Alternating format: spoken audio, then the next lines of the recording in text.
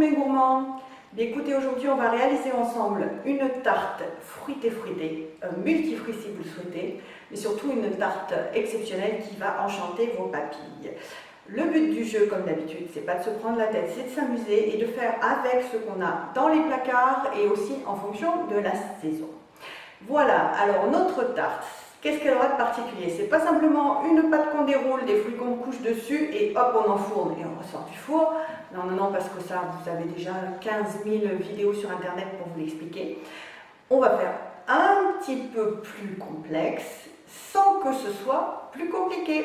Pas de panique, la technique, je vous l'explique, c'est pratiquement inratable et vous pourrez l'utiliser dans plein d'autres recettes. Donc notre tarte va se composer à la base, à la place d'une pâte qu'on déroule, ce sera un sablé breton. Donc croustillant, sablé et ensuite ça fond dans la bouche. Ensuite, au-dessus du sablé breton, alors vous n'êtes pas obligé de réaliser cette étape, moi je vous la conseille parce qu'il n'y a aucune difficulté. Et surtout, ça rajoute un goût de fruits dans votre tarte super puissant et très frais. Donc, on va mettre au-dessus du sablé breton un confit de fruits. En ce qui me concerne, j'ai choisi la framboise parce que d'une part, c'est la saison et aussi mon fruit préféré. Au-dessus du confit de fruits, pour apporter de la rondeur et de la douceur, une crème vanillée très légère. Vous m'en direz des nouvelles. Par-dessus cette crème, et c'est là que, on va dire, le côté fruits de saison intervient. Vous allez pouvoir mettre tous les fruits que vous souhaitez, tous ceux que vous avez dans votre frigo ou tout ce qui vient dans votre jardin, dans votre verger. Si le voisin vous donne 1 kg de pêche, faites une tarte aux pêches, ça sera parfait. Vous pouvez faire un confit de pêche, la crème à la vanille et des pêches sur le dessus. Ce sera excellent et très joli. Nous, ce qu'on va faire, on va faire un mélange de tas de fruits. Donc, je vous expliquerai ça à la fin. Et on va commencer tout de suite avec le matériel et les ingrédients qu'il vous faut. Le matériel aujourd'hui, rien de très compliqué. Il va vous falloir une plaque à pâtisserie. La mienne est perforée, mais peu importe. Dessus, vous mettez soit du papier cuisson, du papier sulfurisé ou comme je l'ai fait, ça s'appelle un silpat, c'est une toile spéciale anti-adhésive.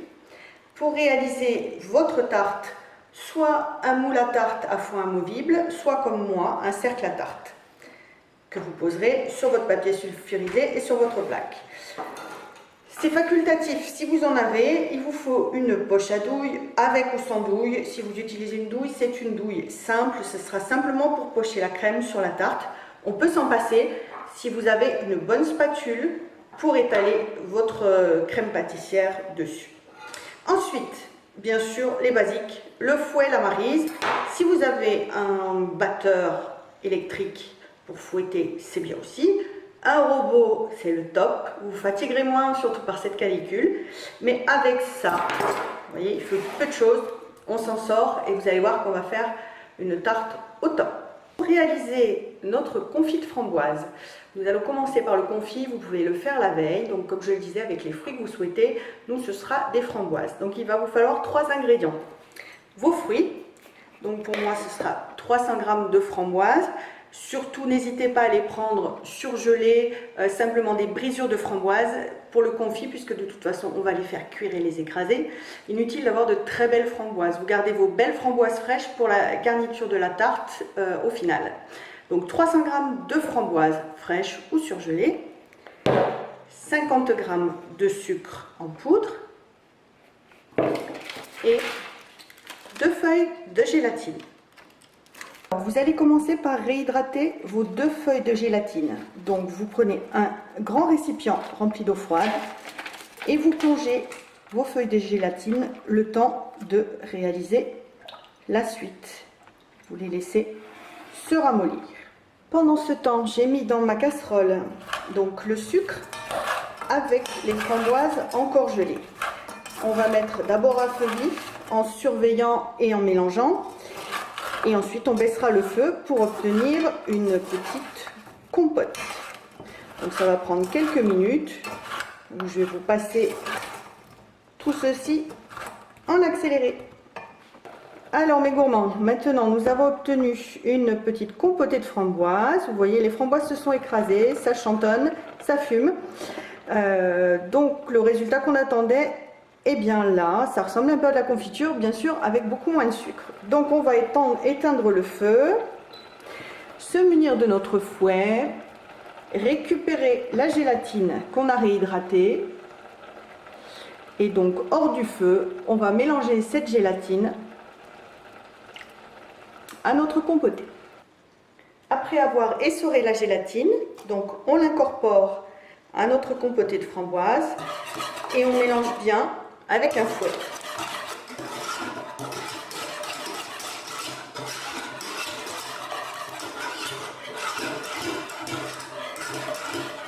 En fait, l'idée là, c'est de faire refroidir cette compotée et de la congeler en forme de disque pour pouvoir démouler ce disque et le poser ensuite sur votre sablé breton.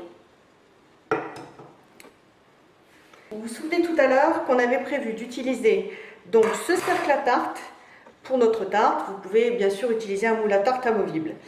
Pour couler notre coulis de fruits, qui va donc se transformer en disque congelé de compoté de fruits, on va utiliser soit un moule rond que vous avez chez vous, soit comme moi j'ai, et c'est assez pratique parce que je peux obtenir la taille que je veux étant donné que c'est réglable, un cercle que je vais chemiser au fond donc d'une couche de film alimentaire que je tends exactement comme la toile d'un tambourin.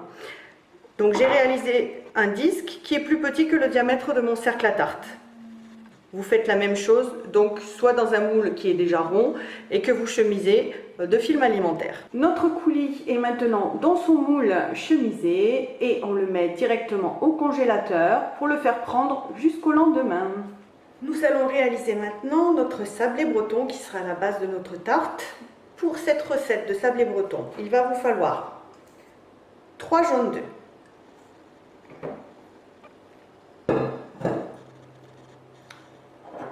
une pincée de sel, 130 g de sucre semoule, 150 g de beurre mou, donc du beurre que vous laissez à température ambiante, 200 g de farine, rajoutez donc à la farine un sachet de levure chimique et c'est tout. Vous allez donc verser vos 130 g de sucre semoule sur vos jaunes d'œufs et les mélanger soit au fouet manuel, soit comme je vais le faire avec le robot pour que ça aille plus vite.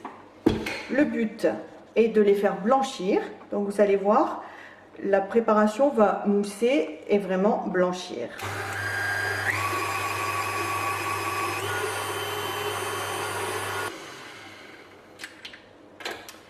Comme vous pouvez le voir, la couleur des jaunes d'œufs a vraiment disparu, le mélange a réellement blanchi.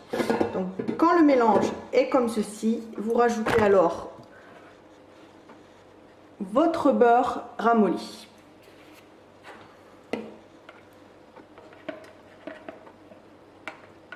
Donc il y en a 150 g.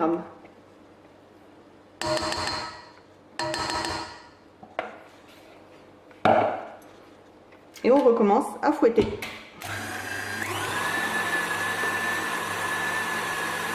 Quand le beurre est bien intégré à la préparation, que tout est bien homogène,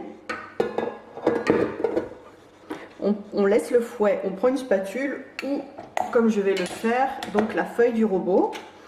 Et à ce moment-là, nous allons rajouter les poudres. Donc, ce qu'on appelle les poudres, c'est tout notre mélange de poudres, à savoir donc la farine que j'ai mélangée avec le sachet de levure et la pincée de sel.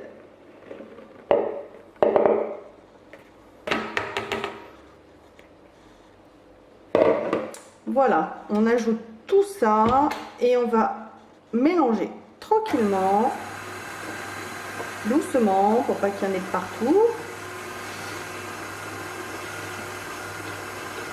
Et ça peut se faire à la main, à la spatule bien évidemment. Une fois que notre pâte est prête, on la récupère et on la rassemble en boule.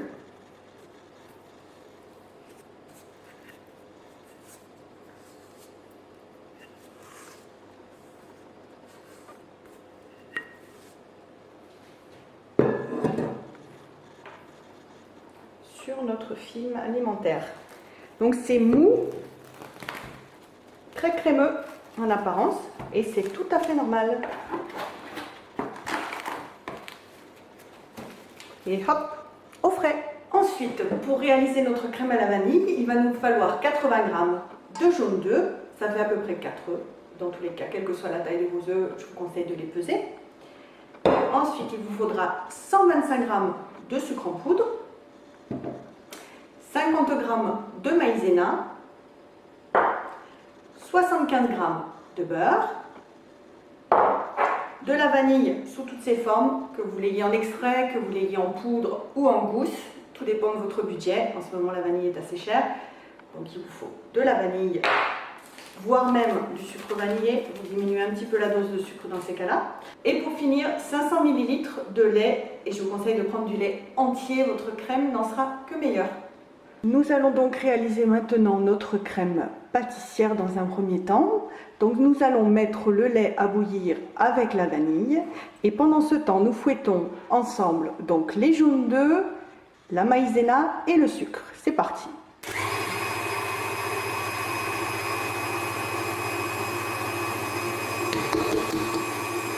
Ça commence à faire un mélange homogène, un peu moins jaune, et pendant ce temps le lait bout. Donc j'ai versé mon lait bouillant sur mes œufs et mon sucre, et je fouette pour bien mélanger avant de remettre dans la casserole pour faire épaissir sur feu moyen. Voilà.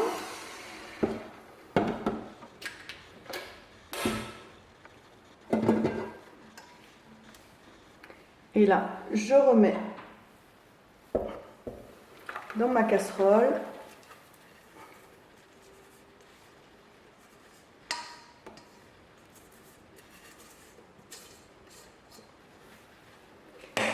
Et à partir de là, je vais remuer sans cesse pour que le mélange épaississe. Pour éviter les grumeaux, moi je préfère terminer au fouet pour que le mélange soit bien lisse. Donc vous voyez, là c'est vraiment la consistance que l'on souhaite obtenir. Vous voyez, le fouet laisse les traces dans la crème. Elle est bien épaisse. Un peu comme une béchamel, si vous savez la faire.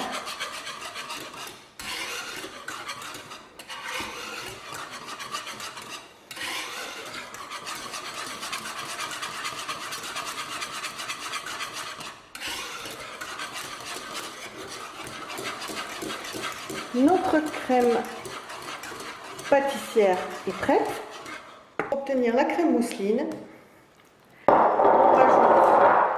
notre beurre en lissant bien au fouet.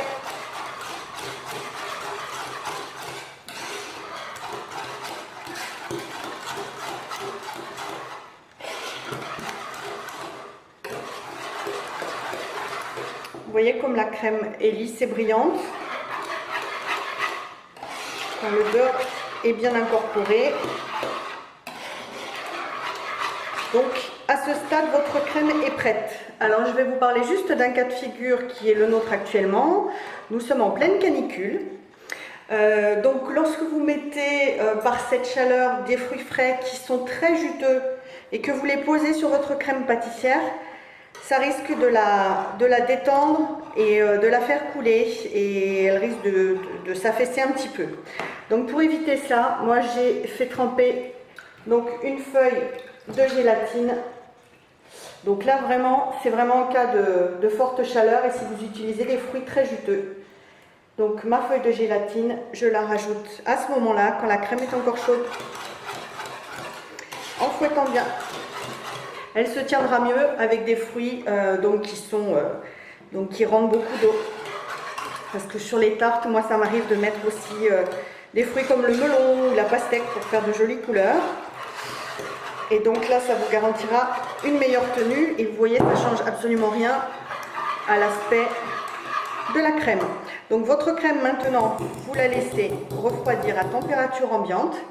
Et ensuite, si vous faites comme moi et que vous la faites la veille, donc vous la mettez soit dans un récipient en filmant au contact, c'est-à-dire qu'il ne faut pas que l'air soit en contact avec la crème. Donc vous mettez un film alimentaire qui touche directement la crème, par exemple là au fond de votre casserole.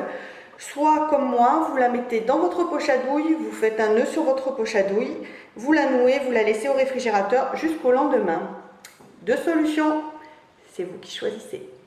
Après avoir reposé au moins 2 heures au réfrigérateur, nous récupérons le pâton de sablé breton pour l'étaler à la taille de notre moule sur une épaisseur d'environ, je dis bien environ 5 mm, ça c'est l'idéal. Bon, on est inutile de sortir 1 mètre pour le vérifier. On l'étale donc à la taille de notre moule et on va l'enfourner ensuite 15 minutes. Pour l'étaler, l'idéal c'est entre 2 feuilles de papier cuisson, du papier sulfurisé. Moi je n'en ai pas ce matin, donc comme vous voyez je l'ai posé sur un silpad, donc cette toile enduite, et je vais le recouvrir d'un autre silpad pour l'étaler. Donc on va la travailler cette pâte avec notre rouleau à pâtisserie. Donc au début c'est un peu dur puisque le pâton est très ferme en sortant du réfrigérateur. Très sportif. Si jamais vous n'avez pas de rouleau à pâtisserie, que vous êtes en vacances, une bouteille en verre fera tout à fait l'affaire. Une fois que notre pâton a atteint à peu près la taille désirée, on récupère notre sec à tarte et on découpe aux dimensions de notre tarte.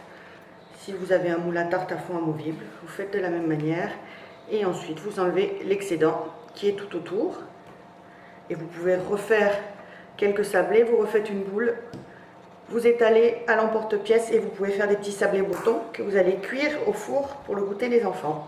Voilà, il suffit d'enlever l'excédent et ensuite on enfourne au four à 180 degrés pour 15 minutes. Le sablé va légèrement gonfler. On le sortira et on le laissera refroidir avant le montage de la tarte finale. Pendant que votre sablé breton cuit dans votre four 15 minutes, vous avez largement le temps de préparer donc tous vos fruits pour garnir votre tarte.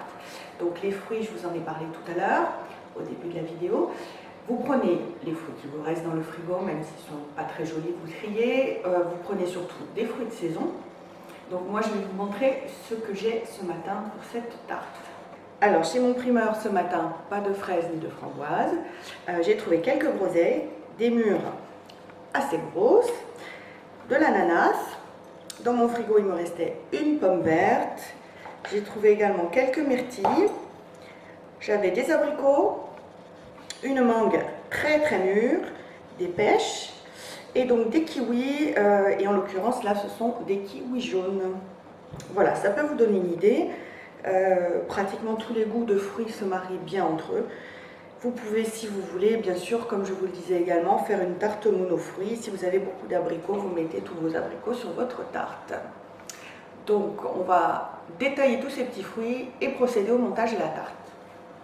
Une fois votre sablé breton sorti du four et refroidi, vous le décerclez. Vous voyez, il a bien gonflé et il est dur, ce qui est tout à fait normal pour un sablé pour qu'il soit croustillant. Et ensuite, vous allez simplement le présenter directement sur votre plat de service pour faire le montage et la décoration.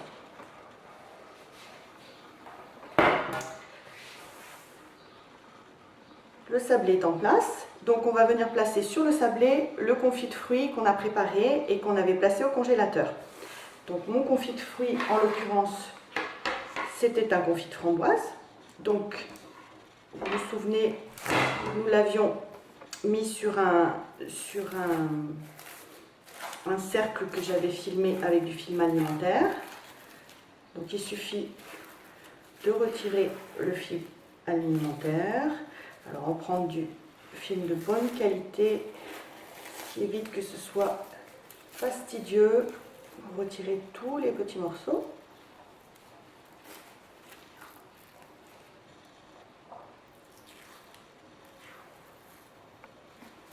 Voilà. Et ensuite, il nous reste juste à le décercler. Donc vous voyez, c'est quand même plus pratique d'avoir un disque comme ceci, que vous allez poser bien au centre de votre tarte. C'est congelé, c'est frais. À la dégustation, ce sera encore frais une fois décongelé. Voilà. Donc je le positionne bien au centre de ma tarte. Donc j'ai coupé mes kiwis en deux, puis en rondelles le plus régulière possible. Donc là, ce sont des kiwis jaunes. Je vous avoue que c'est plus joli, ça claque plus avec des kiwis verts. Mais comme je vous ai dit, on s'adapte.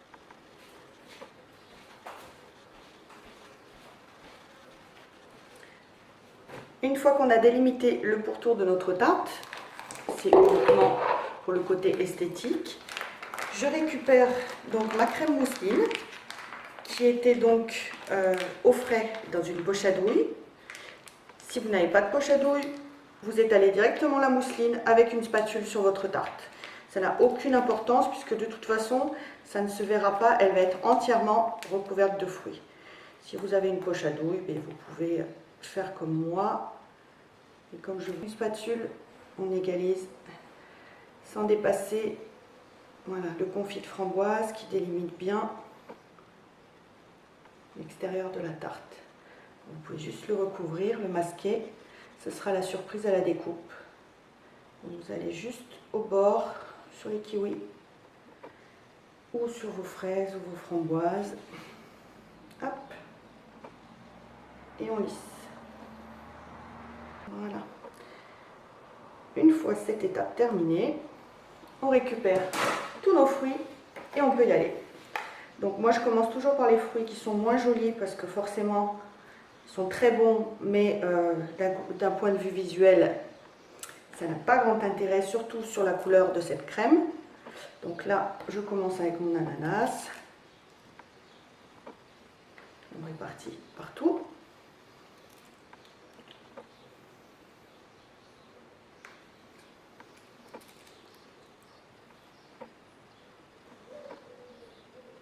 Donc les quantités de fruits que je vous ai montrées tout à l'heure ne sont pas celles que je vais mettre complètement sur ma tarte. Hein. C'est ce que j'avais. Donc je suis partie de cette base et vous épluchez à la limite vos fruits, vous les coupez au fur et à mesure et vous rajoutez ce qu'il vous faut. Là, vous n'hésitez pas à enfoncer un petit peu les premiers morceaux dans la crème parce qu'après ça va vous faire beaucoup de volume avec les autres fruits.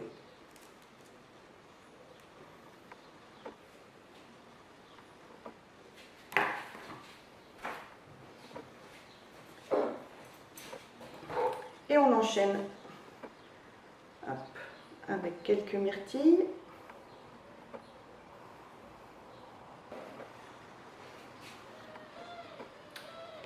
Là, ce sont quelques dés de mangue, très mûrs. L'intérêt, c'est d'apporter des textures, des goûts différents, mais aussi des couleurs différentes. C'est pour ça que je vous disais tout à l'heure, je préfère quand j'entoure la tarte avec des couleurs très vives, ou là, si j'avais eu des kiwis vraiment verts, ça aurait apporté une touche un peu différente. C'est un peu comme un tableau, comme une palette de couleurs. Après, comme d'habitude, hein, comme la peinture, d'ailleurs, tout est une question de goût.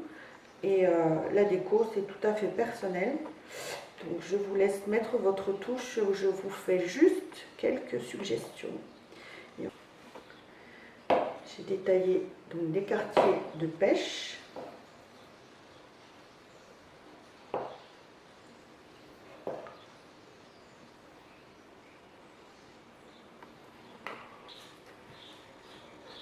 Après avoir rajouté quelques groseilles, j'ai également rajouté des quartiers d'abricot et j'ai coupé des petits dés avec la peau de pomme verte pour ajouter du croquant et surtout de la couleur verte, je trouve qu'il me manquait un peu. Comme je vous l'avais montré tout à l'heure, j'avais des mûres qui étaient assez grosses, donc je pense que je les ai coupées en deux, je vais les mettre sur le tour de ma tarte, voilà, pour créer encore une fois un contour régulier et apporter une touche de couleur différente. voyez, il vous faut quelques fruits de chacun, c'est pas indispensable de vous ruiner dans 1 kg de mûre ou 3 kg de pêche. Vous mettez un peu de tout ce que vous avez, comme je vous le disais. Voilà, comme ceci. Bon, après, j'aime bien au centre mettre un petit rappel.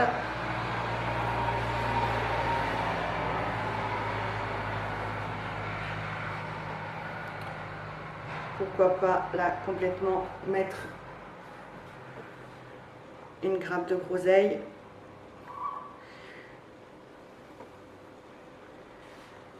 Comme ceci.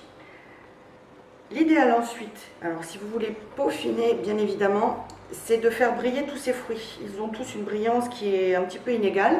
Chez les pâtissiers, vous voyez toujours des tartes très brillantes. Donc sur le dessus, on met ce qu'on appelle du nappage blond ou du nappage pour tarte. Vous trouvez ça tout près dans le commerce, que vous réchauffez légèrement.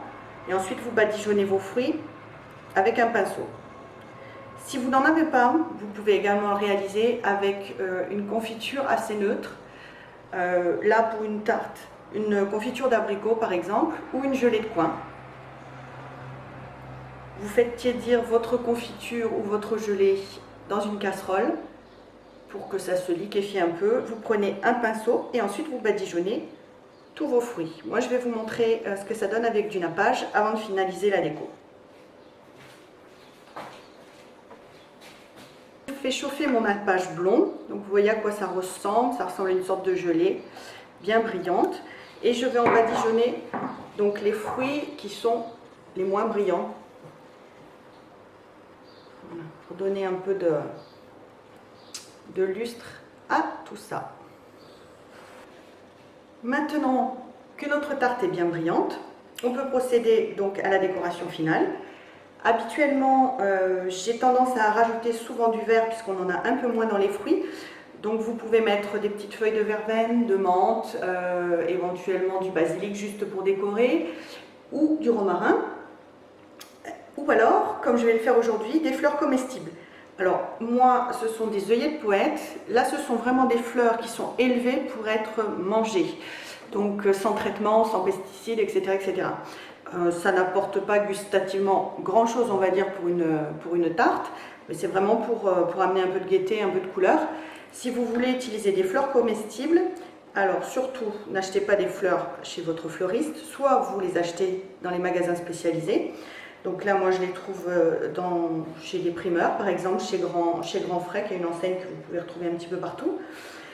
Et sinon, vous pouvez tout à fait prendre quelques fleurs de votre jardin, en privilégiant bien sûr les espèces comestibles, si vous ne traitez pas votre jardin.